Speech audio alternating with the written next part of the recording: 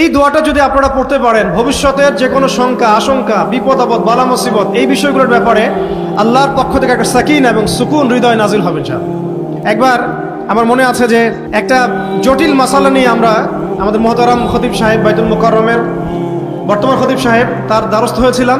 একটা মুশকিলা দেখা দিয়েছে, একটা দোয়া শিখিয়ে দেন যে দোয়ায় আমল করলে ইনশাল্লাহ এটা চলে যাবে।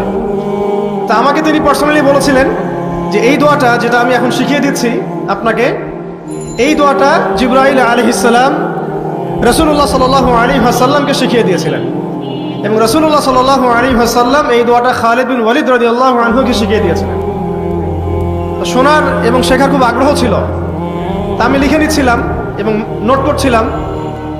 এই দোয়াটা যদি আপনারা পড়তে পারেন, ভবিষ্যতের যে কোনো শঙ্কা, আশঙ্কা, বিপদ আপদ, বালা মুসিবত, এই বিষয়গুলোর ব্যাপারে আল্লাহর পক্ষ থেকে একটা সাকিনা এবং সুকুন হৃদয় নাজিল হবে। একটু বড়, যেহেতু এখানে তালেবে ইলমগণ অনেক, তারা তো শুনলেই মুখস্থ করতে পারবেন, তাই আমি নোট করে আনছি। এবং জ্ঞান তো লুকিয়ে রেখেও লাভ নাই, প্রচার করলেই লাভ, আপনারা আমল করলে আমি নাকি পাবো ইনশাআল্লাহ।